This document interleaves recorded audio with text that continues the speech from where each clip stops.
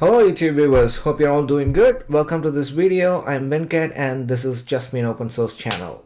In this video, I'm going to show you a cool utility called K9S. It's a terminal based resource dashboard, Kubernetes dashboard based on the terminal. So command line interface, completely command line interface, no web interface or anything.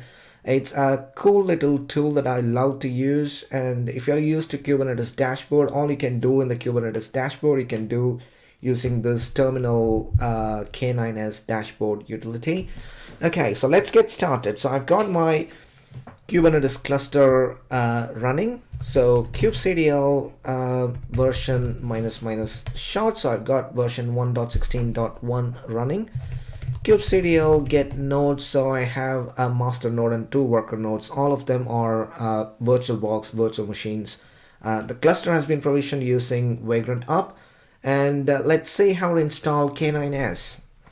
Okay, so I'm gonna go to the web browser and search for K9S, and there you go. That's the GitHub link, derailed K9S. I'll put the link in the description. So K9S, how to install it?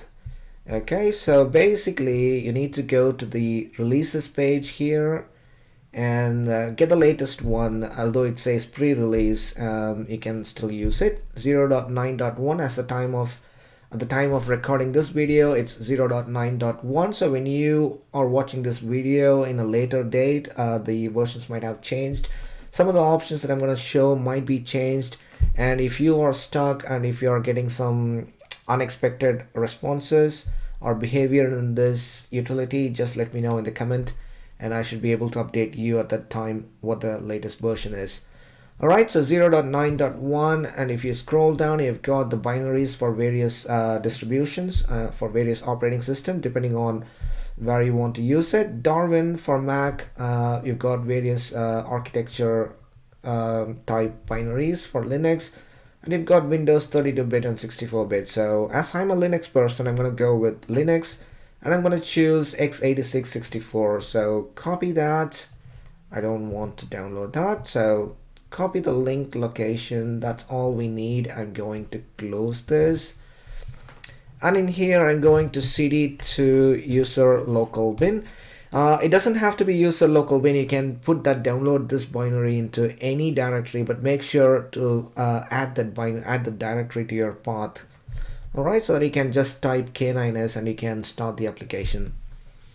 So I'm in user local bin, sudo wget, and paste that link. Yep. So that's downloading K9S binary, and there you go. So there is K9S tar.gz, tar sudo tar zxf K9S. Okay, so now we have K9S in our path. So we should be able to run K9S now. So before running K9S, make sure that you've got a working Kubernetes cluster, because it's going to look in your .kube and config for your Kubernetes configuration file. Basically, it's going to use that configuration file to interact with your cluster. Alright, so you need to make sure that your kubectl commands basically work. Kubectl get node, so my kubectl command works, so my K9S should also work.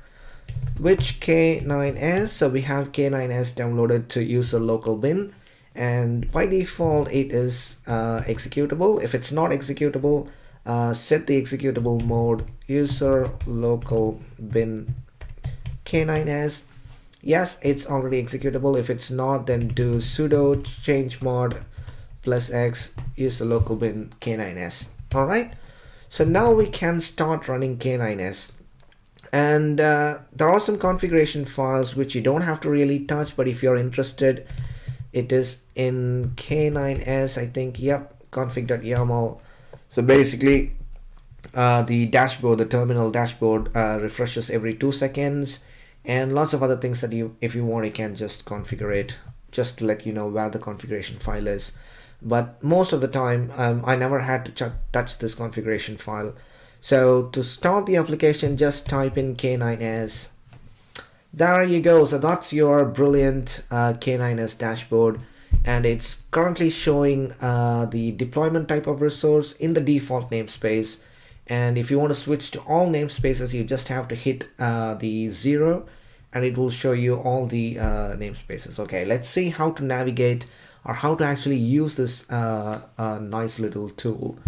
Okay, so to switch to all the namespaces, you have to hit 0. So if I hit 0, so now it's showing the deployment from all the namespaces. If you want to see the pods, you have to press colon and then semicolon, no, just colon, and then type in pods. So now it's showing pods from all the namespaces. Here you can see the title of this pane shows says that it's listing the pod from all the namespaces. And if you hit 1 back to the default namespace, we don't have any pods or any deployments yet. So my namespace is basically pretty much empty by default namespace. I haven't deployed any resources to the default namespace. That's why you're seeing empty. Okay, so to switch to the all namespaces, you have to hit 0. So now it's listing all the pods here. So you can see pods. So basically it's listing all the pod. And if you want to switch between different resources, for example, if I want to look at all the services, press colon and SVC or services. So now it's showing the list of services that I've got in my cluster. So Kubernetes service, it's running in my default namespace, and Kube DNS service on Kube system. Okay, and if you want to look at daemon set, DAEMON set, yes, we have 2 daemon sets, Calico. So I'm using Calico as the overlay network. The Calico gets deployed as daemon set on all the worker nodes. So that's a daemon set, and kubeproxy is also a daemon set that runs on all the worker nodes. So here you can see that we are listing daemon set from all the namespaces. And if I switch back to 1 in my default namespace, I don't have any daemon set. Okay, so back to 0, all namespace, and it's listing the daemon set. And if you want to go back to the pods, colon pods, and it will show you the list of pods. What else can you do? And if you want to look at the details of the pod, for example, let me show you something else. So let me go to the default namespace. I'm going to create a new deployment and see whether it's appearing here. Basically, this dashboard refreshes itself every 2 seconds. So let me start another terminal. Let me resize it. Okay. kubectl get all. So I don't have anything deployed apart from the default Kubernetes service. Let's deploy an Nginx deployment. kubectl create deploy nginx --image nginx. Okay, deployment created. Now we can see the pod. So we are listing the pod in the default namespace, and we have 1 pod, and it also changes the color based on the state of the pod. When the pod is in the state container creating, it will show you in a different state, and when it's ready, it shows you in a different background color, just to show you the different state of the pod. Okay, so we have our pod here. If I go to deployment colon deploy, okay, so we don't have anything like that, colon deploy. So that's our Nginx deployment. We are listing deployment. We are on the default namespace. Okay, so that's deployment, right? And there are a few other shortcuts that you can use if you want to look at any particular resource. For example, if you're used to looking at kubectl describe, kubectl describe deploy nginx, you can do that in the dashboard by just typing the letter D for describe. So here it is, D for describe. So I've highlighted the nginx deployment, and if I press D, it's going to show you the YAML file. It's going to show you the describe command. Basically, when you type kubectl describe, what you're going to see is what you are seeing here, right? So that's deploy. Press escape to go back. And now if you want to, okay, if I hit enter, it takes me to the pod that this deployment has created. So now I'm on the pod, and if I press enter, and it's showing the logs. If you press enter on a pod, it will show you the logs. By default, there's no logs in this pod.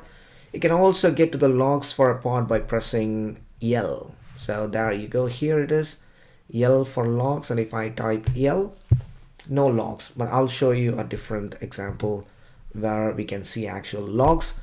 Okay, so if you want to edit a deployment, let me go back to deploy. So we have Nginx deployment. You can also edit this deployment. For example, let's say you have to hit the key E.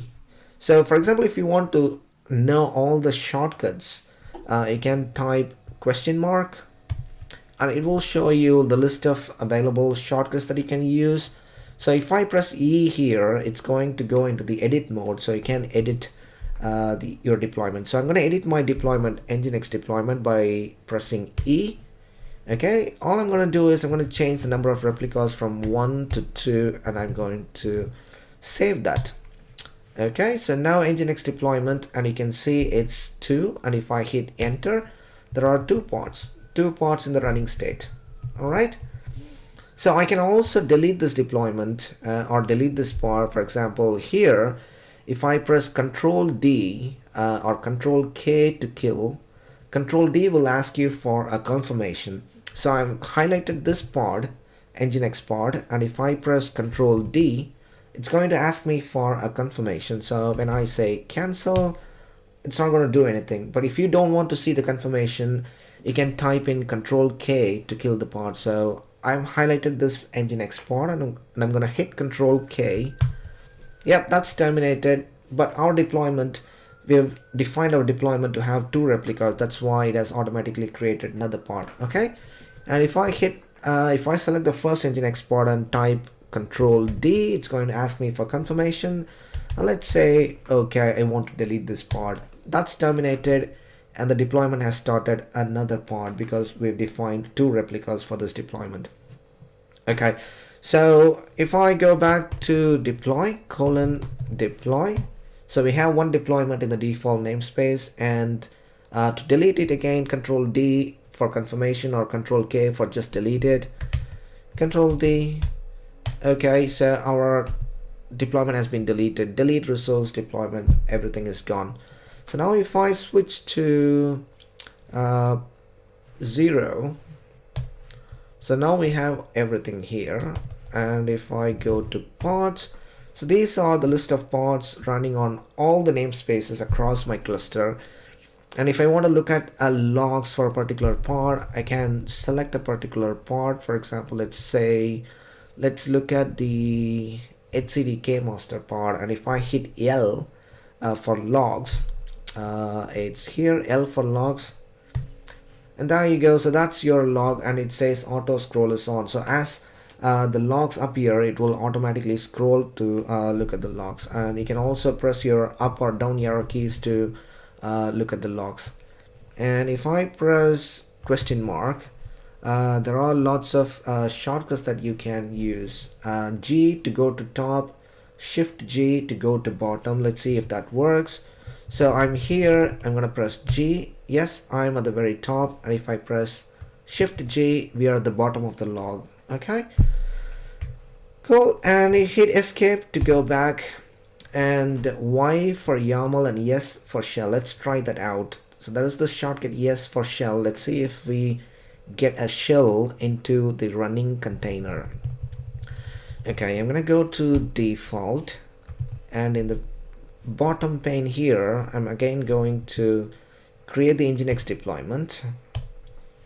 Okay, container is creating, and once the container is running, so now it's running, I've highlighted that Nginx pod, and if I press yes, cool. So that's really cool. So that gave us a shell inside the Nginx container. ls, yep, that's our container. And if I press Control D to exit out, we are back in our K9S terminal. Okay, that's really cool. All right, I think there's nothing much to show in this tool. It's quite handy tool when you want to monitor your cluster from the command line. If you don't want to install any fancy dashboard, you can use K9S. It's a very handy. I don't use it very often, but I find it quite interesting when I want to look at it immediately. And you might have noticed if I switch to the all namespace, and you can see CPU and memory, CPU percentage, everything is not applicable. CPU utilization, memory utilization. for that you need to have a metric server deployed in your Kubernetes cluster. I think in few of my videos, especially the Prometheus videos, I think I've shown you how to install a metric server. I think not Prometheus, I think it's the horizontal pod autoscaler. So if you watch my horizontal pod autoscaling or vertical pod autoscaling videos, I would have shown you how to deploy a metric server. Basically, when you deploy metric server, you get the CPU and memory utilization for your node, for your pods, and so on. And you can do kubectl top pods. At the moment, we don't have metric server installed, but once you install metric server, you should be able to see the CPU utilization as a percentage as well as a number. Alright, cool. So that's it I wanted to show you in this video. Thank you so much for your time watching this video. If you find any cool shortcut while using K9S, please let me know. And anyone who is already using K9S, please let me know in the comment if you like it. Okay, cool. And as usual, don't forget to subscribe to my channel and please share it with your friends if you like this video. Hope you enjoyed it. And I will see you all in my next video. Bye bye.